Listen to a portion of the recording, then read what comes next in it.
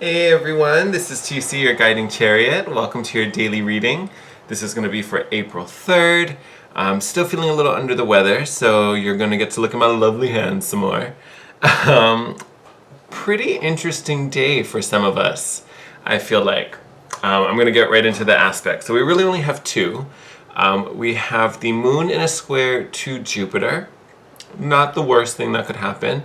Definitely not the greatest day to make some financial decisions with Jupiter in this aspect, because it can lead us to being kind of selfish, overindulgent, overeating may be a thing. We may just tend to go a little too far. It's essentially what this is about. So if you don't have to make any major financial decisions, I would probably put them off. Just because you may take an opportunity that seems so great, and then once this aspect has moved on, you may realize a little different, or it might be a little beyond your means, so to speak. Our other aspect, great one. It's the moon is going to be in a sextile to Pluto. So we had this. I think it was a sextile to Neptune yesterday with our moon. Now we're on to Pluto. This is great because this aspect is really going to be about shifts and growths and kind of new. I keep wanting to say perspectives, but that is not the word I'm looking for. But essentially, this can really bring up some, possible strong emotions. Could even be possible emotional outbursts. But if you can kind of just feel it and lean into those emotions and just process them and just allow them to bubble up, it can lead to some major transformations with Pluto. A brand new understanding, a new way to look at things. It could even be a new way to behave or carry yourself. It's a really positive aspect if you use it properly. Otherwise, you're just having these outbursts just to shout, right? When you take those into account and then add in our rune, which is Fehu, the rune of wealth. So I talked about earlier, especially with this Jupiter aspect, not the greatest day for money decisions. So for those of you that Fehu is manifesting as, material wealth, this rune is really coming up to say, we need to use it wisely. Don't, just spend. If it's something small, that's one thing, but, if you're being, extravagant or living well outside your means, definitely something you want to consider, all right? Something you want to think over. I think for majority of us, we are still receiving wealth, but this wealth is coming in the form of emotions or understanding because of this sextile to Pluto. This wealth is coming from a new perspective, higher insight. This could even be coming from, a mentor or another source, someone you respect or look up to, but anyway, whether this is coming from the divine, whether this is coming from a mentor, hey kitties,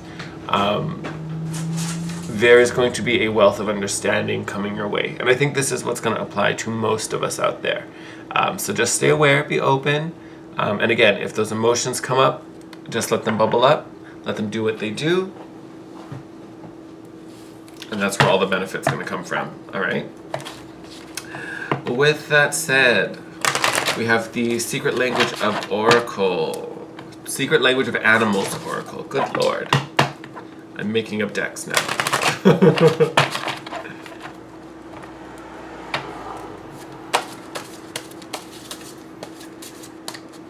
What is this? I'm gonna take whoever that is. No, calm down. Whoa. Yeah, we're gonna take that guy too.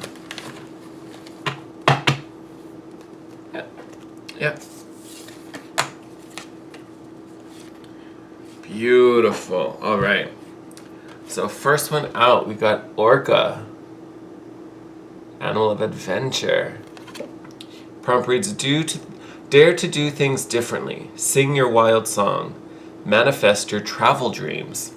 Some of you, that might be a thing. Attempt the great journey with confidence. Be loyal. Friends and family are your treasures. Be brave. You are more powerful than you know. So I almost want to say, those of you, if you're already thinking of travel, this may be your nod to go for it. Take that trip, take advantage of the opportunity. I think for those of you who Fehu is manifesting as material gain, as finances, for some reason I feel like that is relative to this. So I don't know if you have, this opportunity to go on a trip and maybe it's not going to be the easiest financially. Maybe it's like you have 500 saved up and this trip is going to cost 475. You know what I mean? Like it's like going to tap that resource. If that's relative, if that's resonating with you, if it's a trip that's being talked about for finances, this may be a nod to say, hey, that may be the right route to take. I'm not saying that if there's something else going on that's not travel, that automatically makes it a no. But for those of you who are taking a trip or possibly taking a trip, this may be a good, little confirmation. Again, feel it out, weigh everything. Like I said, with this square to Jupiter, make sure you consider it thoroughly, like truly weigh out the pros and cons. Make sure this is going to be okay. You don't want to go on this trip and come back and then have all these issues to deal with. So something to consider. But for those of you who are traveling, definitely a good thing. I think for all of us, though, we can benefit from this Orca energy because of this sextile with Pluto. Again, emotional outbursts leading to new understanding.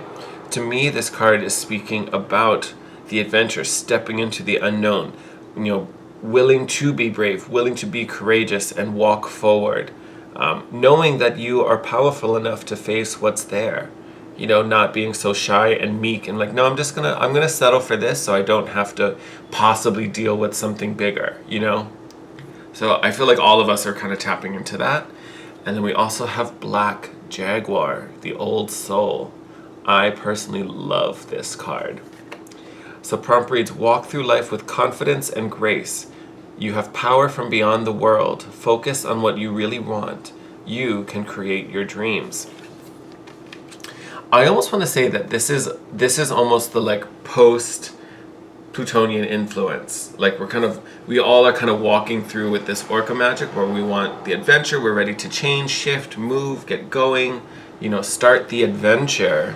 I think for those of us who really lean into this Plutonian influence and go through this shift, we come out as this Black Jaguar, wise, intuitive, manifesting, powerful. There is a grace to this animal when it's walking through the jungle, even if it's like just walking out on a tree limb, that it's like grounded and awe-inspiring. That's what I think a lot of us can tap into with this shift, with this transformation coming our way. Beautiful, beautiful energy.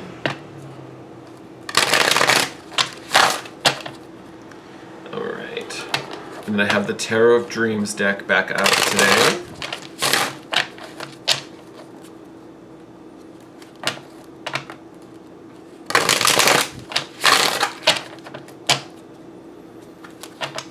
Oh, and then I saw a comment on yesterday's video about what decks I was using. So yes, I was using the Tarot of Dreams. So same deck I'm using now, and the Oracle was the Oracle of Angels. I tried to mention it in the video, but if you guys are ever wondering what decks I'm using, I always put them in the description box. So if you ever want to know, it is there. But if you ever have questions about it, of course, you are more than welcome to ask me. All right, they were real chatty. Whatever, these two cards were like stuck to the inside. Like when I was shuffling, I was like, they were like sitting right here. Like I felt like I was juggling them a bit. That was kind of fun. All right, oh, more than I thought. All right, so the two that were sticking, I want to talk about first, even though I'm going to leave them at the end. So we have the King of Coins and the Ten of Cups. Beautiful energy. So King of Cups, powerful manifester, grounded, stable. This man has some coins in the bank, let me tell you. Well manifested. Link that up to the Ten of Cups, the happy ending, harmony, balance, the complete fulfillment of your dreams. Beautiful energies. So that's our ending. Like this is what we're working towards. On our way there, I actually love this. We had a reading, what? Oh, I'm trying to think what day it was. I almost want to say it was Friday. I might be wrong. We pulled 6 cards, and it was very like, there was like two positives, and then the middle two were, you know, they weren't even bad, but they were like the conflict in the reading. I'm kind of getting the same situation here. Palace of Coins, so place of abundance. What this tells me is that you yourself are in a place that is, you know, meeting your needs. It's providing what you require, food, shelter. Like these are all material things, all right? But it tells me you're in a good place. You know, you may not have everything you desire, but at least what you have is what you need, what you require, maybe even a little more if, you know, you just kind of like look at the positives.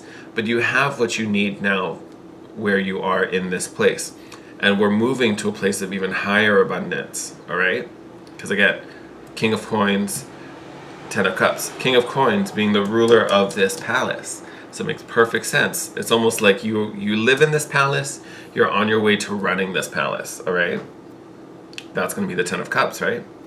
The conflict here in the middle, so you have the 7 of Wands. A lot of people see it as a block. I do not. I talk about this all the time. To me, the 7 of Wands, it does have an element of opposition. You can kind of see it in the card where it's like you have your wand versus these other 6. So it's like you have a bunch of varying opinions coming at you. They all probably don't match. They definitely don't match yours. But to me, the 7 of Wands is really about doing things your way.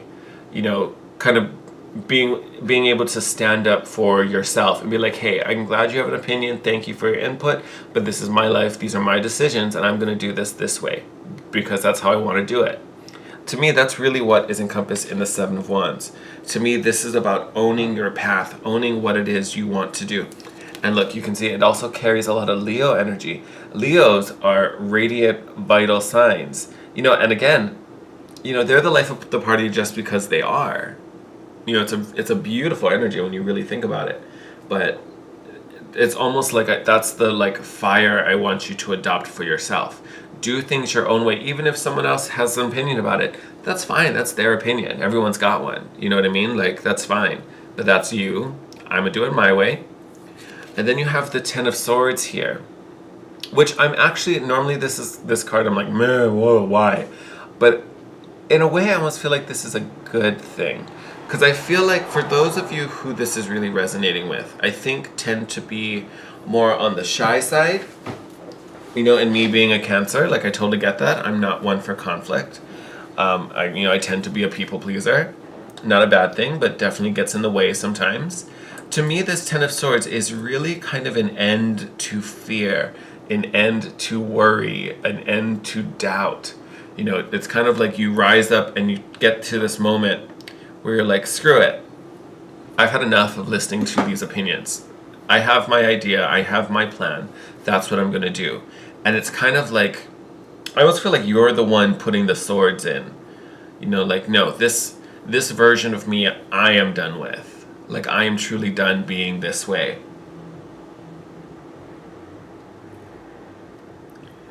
Like, you can kind of even see in this, I hope it'll focus. Let me see if I can zoom it in. In this card, you can kind of see the figure, his eyes are closed. He's not even really looking at these opponents.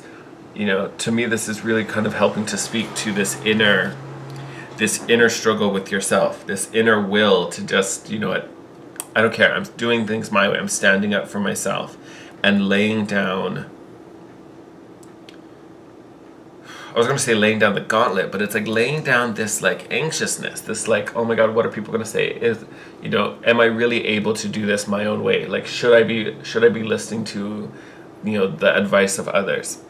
Does this mean you shirk off all advice? Of course not. But, you know, take it in with a grain of salt and make the decision based on what you want, not just because someone else told you a different way, that's how you do it. But I feel like the process from getting, you know, from a resident in the palace to the owner of the palace is really you stepping up, owning your own destiny, so to speak, if I can put it that way. And it's funny with these two cards side by side like this. You have the 7 of Wands that has Leo influence. You can see it in this top corner here. And then next to the 10 of Swords, the Sun card, or Sun sigil, is next to it. And the Sun rules Leo. So to me, that's almost like gluing these cards together, overcoming this doubt and this fear, and just rising up. Like it's almost like these 10 swords are pointed at you. Like instead of them being these wands, it's these swords that you're fighting. It's almost like I almost want to do this, if that makes sense. And you're like, no, I'm done. I am done. I have no reason to be afraid of this, because it's my life. I can do things my way. And look where you're headed. Beautiful place. Look at those little puppers in here. Look, he's just waiting for you. So cute. All right. You know, and just even to add more to that, bottom of the deck right now, you have the Palace of Wands. So a place of desire, drive, motivation. This is a place inside of you. And then you also have the Star card. Hope, optimism, that guiding light pulling you forward. Here is your guiding light. Look at it. Like it's even beaming and radiant. It's kind of like this door has opened to you. Use that as your guiding beacon. You also have the Death card underneath that, transformation. Scorpio energy for sure. You know, but transformation, rising up, rebirth. And again, this same kind of visual underneath that is the Four of Wands. Same visual of a door opening with all this glorious golden light beaming through. We're setting up some major things for the future here. You know, and all it requires is for you to be, you know, a little rebellious and a little inventive. You're creating your own path now. But to do that, you have to stand up against, you know, some varying opinions, some external opinions, and also kind of lay down any anxiety or fears or doubts inside of you. That this is your inner saboteur. That's who's getting stabbed right now, is your inner saboteur. You are putting those swords into them the same way you're pushing back all these wands. Oop. Getting too excited now. Really standing up for yourself in a glorious way. Oh, I'm so excited. And again, it's almost like that elevation to the old soul. Once you get to this level, you know, you ain't letting someone else change your mind. Like you know where you're headed and you know why you're going that way. Oh, all right. Super empowering. I'm going to wrap up the reading here. As always, thank you guys. I hope you enjoyed it. Thank you for joining me and watching this video.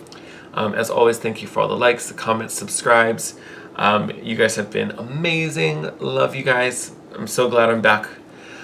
I'm back and not in bed all crazy anymore. Ugh. All right. With that said, I'm going to send you guys out. As always, leave me a comment down below. Let me know how things are working for you, how you're liking the channel. You can ask your questions all about it. You can also DM me on Instagram at The Guiding Chariot. And as always, if you want to book a reading with me, all that info will be in the description box. Send you guys lots of love. Take care, and I will see you tomorrow. Bye.